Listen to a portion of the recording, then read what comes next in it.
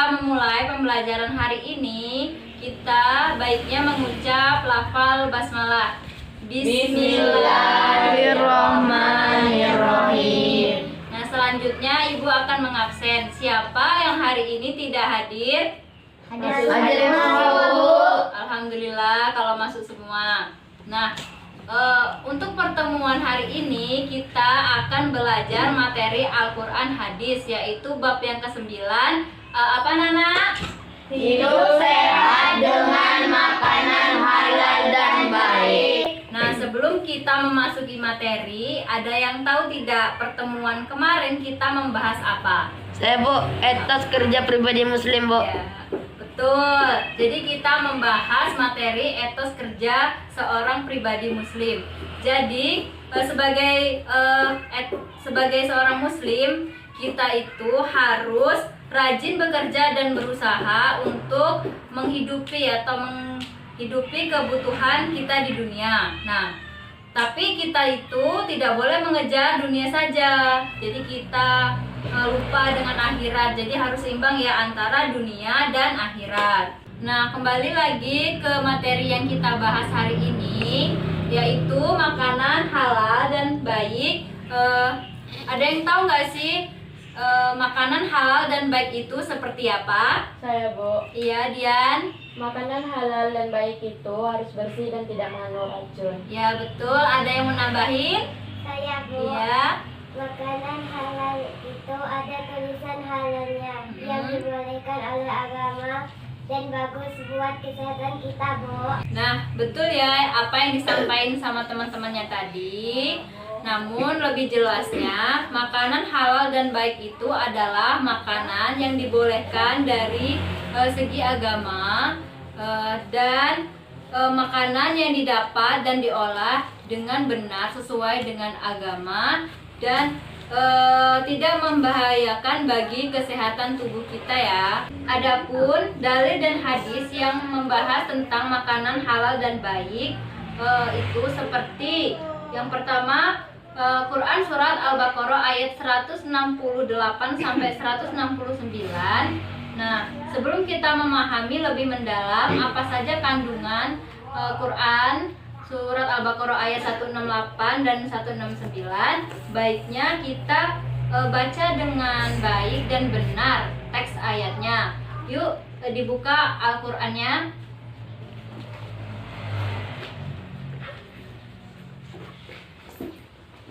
Sudah semua dibuka? Ya, Bu. Sudah. Kita baca bareng-bareng ya. A'udzubillahi minasyaitonirrajim. Bismillahirrahmanirrahim. Ya ayyuhan nasu kulu mimma fil ardi halalan thayyiban wa la tattabi'u khutuwati syaitan innahu lakum aduwwun mubin. Innama la ya'murukum bis-su'i wal fahsya'i wa an taqulu 'alallahi ma la ta'lamun. Sudah. Shadaqallahul azim. Kita taruh dulu ya Al-Qur'annya. Kita tadi sudah membaca surat Al-Baqarah ayat 168 sampai 169. Nah, di sini Bu ingin membacakan artinya ya. Artinya yaitu, wahai manusia, makanlah dari makanan yang halal dan baik yang terdapat di muka bumi. Nah, dan janganlah kamu mengikuti langkah-langkah syaitan. Sungguh setan itu adalah musuh yang nyata bagimu. Sesungguhnya setan itu hanya menyuruh kamu agar berbuat jahat dan keji dan mengatakan apa yang tidak kamu ketahui tentang Allah. Surat Al-Baqarah ayat 168 sampai 169. Nah, apa sih maksud dari ayat tersebut? Ada yang tahu tidak? Tidak ya? Oke, Ibu jelaskan ya apa maksud dari ayat tersebut. Allah itu kan menyuruh manusia untuk memakan makanan yang halal dan baik. Nah, yang dimaksud dengan makanan yang halal yaitu makanan yang dibolehkan secara agama dari segi hukumnya, baik halal dari segi zatnya maupun hakikatnya. Nah, adapun lawannya yaitu makanan haram yang itu dilarang oleh Allah baik dari segi zatnya maupun hakikatnya. Makanan yang halal dari segi zatnya seperti telur, buah-buahan, daging sapi, daging kambing, dan lain-lain. Nah, sedangkan makanan yang halal itu dari segi hakikatnya yaitu bagaimana cara mendapatkannya dan bagaimana cara mengolahnya dengan benar sesuai dengan perintah agama. Nah, sebaliknya ada makanan yang haram, yaitu makanan yang dari segi zatnya dan hakikatnya itu dilarang oleh agama.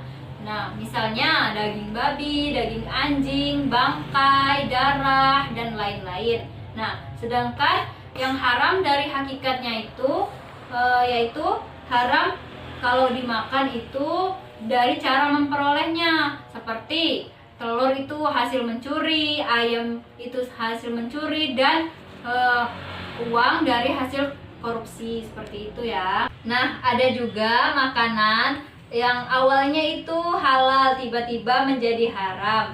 Nah, kenapa ya bisa begitu? Ada yang tahu? Tidak ya. Contohnya nih, ada telur dan daging ayam. Nah, telur dan daging ayam itu kan dari segi zatnya itu halal. Namun kalau misalnya kita mendapatkannya dengan hasil mencuri atau mengambil milik orang lain, maka itu haram. Jadi kita tidak boleh memakannya karena itu haram ya. Paham anak-anak? Paham. Oke. Nah, adapun makanan yang halal itu adalah makanan yang tidak mengandung zat berbahaya bagi tubuh kita. Di akhir hayat, Allah juga menegaskan kepada manusia untuk tidak mengikuti langkah-langkah setan, karena setan itu merupakan musuh besar manusia. Setan itu adalah musuh besar manusia. Jadi, setan itu tidak ingin manusia itu untuk menaati perintah dari Allah Subhanahu wa taala.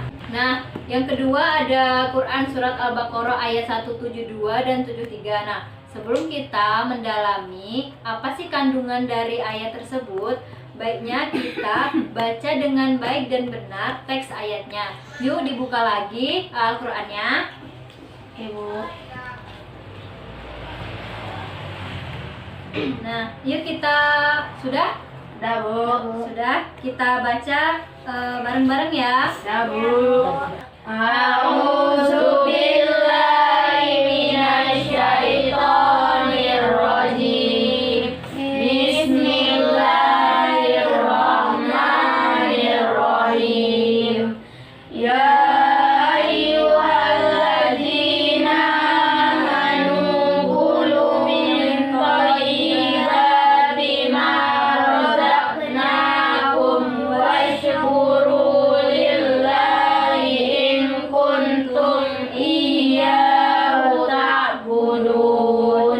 Innama harrama alaikumul maitata waddama walahmal khinziri wa ma uhilla bihi lighairillah.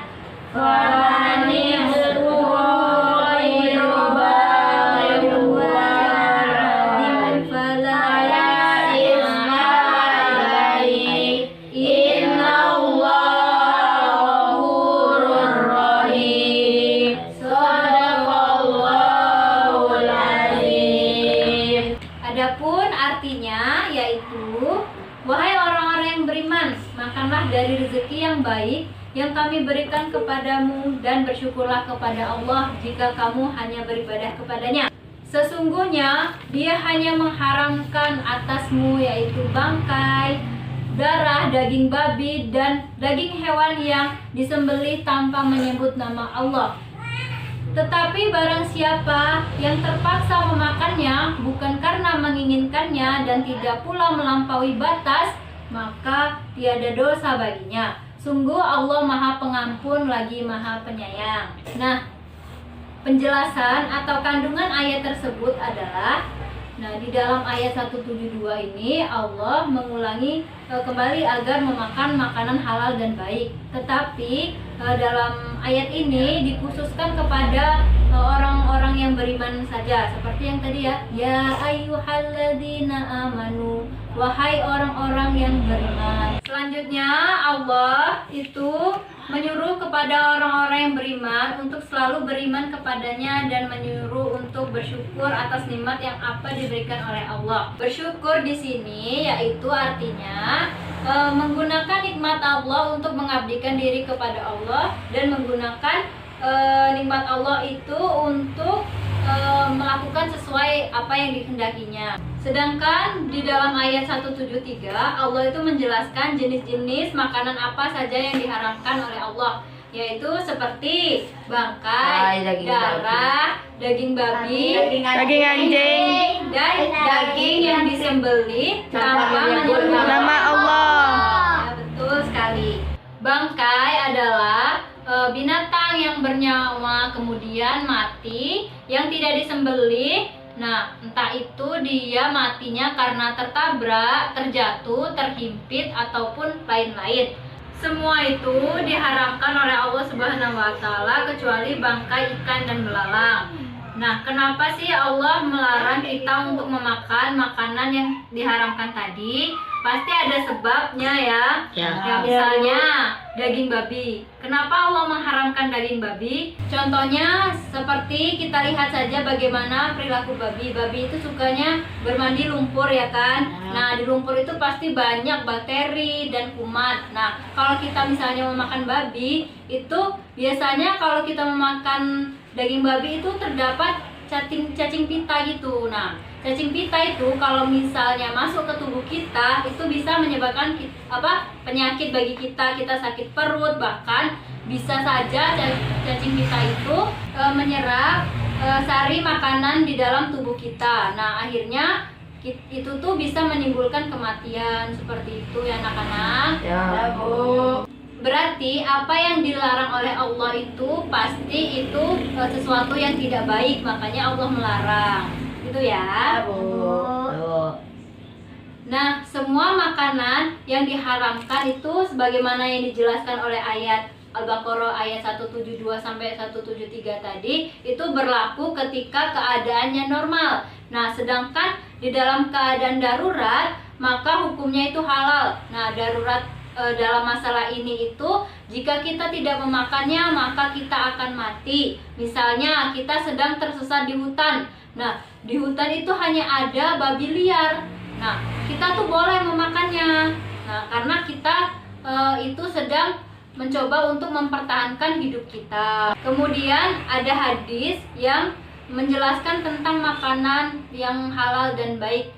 Nah, dari Abu Hurairah radhiyallahu anhu, dari Nabi Muhammad SAW bersabda, tidak ada makanan yang dimakan oleh seseorang yang lebih baik daripada hasil karyanya sendiri atau hasil tangannya sendiri.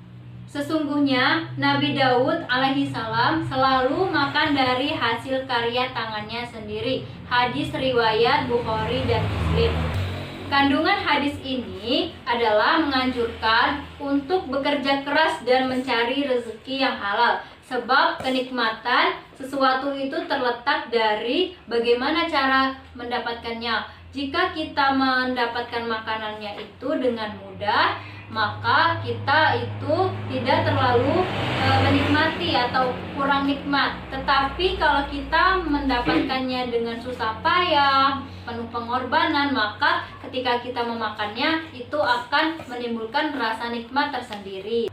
Oke, selanjutnya kita akan berdiskusi kelompok. Jadi kita akan berdiskusi dengan materi yaitu apa saja manfaat dari mengkonsumsi makanan halal dan baik tersebut. Lalu hasil diskusinya kalian presentasikan di depan kelas. Baiklah, tadi kan Ibu sudah menyuruh kalian untuk berdiskusi. Nah, sekarang silakan untuk kelompok 1 maju mempresentasikan hasil diskusinya. Ayo.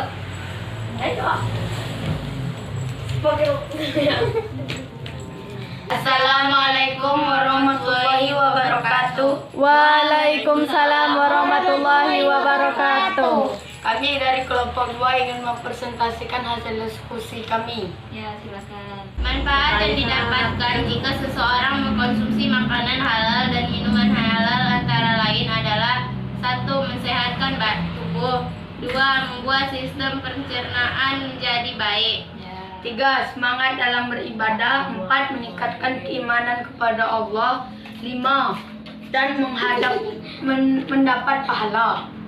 Hasil diskusi kami dari kelompok 1 kami akhiri. Assalamualaikum warahmatullahi wabarakatuh. Waalaikumsalam warahmatullahi wabarakatuh. Kita beri aplaus buat untuk kelompok 1. Oke, selanjutnya kelompok 2 silakan maju untuk mempresentasikan hasil diskusinya. Assalamualaikum warahmatullahi wabarakatuh. Waalaikumsalam warahmatullahi wabarakatuh. Kami dari kelompok 2 ingin mempresentasikan hasil diskusi kami. Manfaat dari mengonsumsi makanan yang halal itu: 1. Dapat menyehatkan badan dan terpelihara diri dari sumber rezeki. 2. Menyebabkan amal ibadah diterima Allah. 3. Dapat menghindarkan diri dari perbuatan dosa. 4. Termasuk golongan orang yang soleh dan berakhlak mulia. Sekian hasil diskusi kelompok 2. Kami Akhiri, wassalamualaikum warahmatullahi wabarakatuh. Waalaikumsalam warahmatullahi wabarakatuh. Yuk beri aplaus untuk kelompok 2. Sebelum Ibu tutup pembelajaran hari ini, jadi kesimpulan dari materi yang kita bahas tadi adalah yang pertama, Allah Subhanahu wa Ta'ala menganjurkan kepada orang-orang yang beriman agar memakan makanan yang baik dan halal, yang seperti apa yang direzekikannya. Yang kedua, agar manusia itu senantiasa bersyukur atas segala nikmat yang diberikan oleh Allah kepada kita. Terus yang ketiga, makanan yang diharamkan oleh Allah adalah bangkai, darah, daging babi, daging anjing, dan daging yang disembelih tanpa menyebut nama Allah Subhanahu wa Ta'ala. Kemudian yang keempat, kalau di dalam keadaan darurat, kita boleh memakan apa yang diharamkan oleh Allah. Sebatas keperluan untuk menyelamatkan diri saja. Tapi terus yang kelima, salah satu ciri binatang yang haram untuk dikonsumsi adalah itu binatang buas dan bertaring, keledai jinak, dan temuan milik orang kafir muat. Terus yang keenam, makanan yang halal selain dipenuhi kriteria dari sisi materialnya, juga itu harus baik dalam sisi untuk mendapatkannya. Yang ketujuh, itu mengkonsumsi makanan yang halal dan baik itu akan menjadi penyebab dikabulnya doa-doa kita. Itulah materi yang dapat Ibu sampaikan. Mudah-mudahan bermanfaat bagi kita semua ya. Ya, Bu. Sebelum kita mengakhiri pembelajaran hari ini, baiknya kita mengucap lafal hamdalah. Alhamdulillahirabbil alamin. Ibu akhiri, wassalamualaikum warahmatullahi wabarakatuh. Waalaikumsalam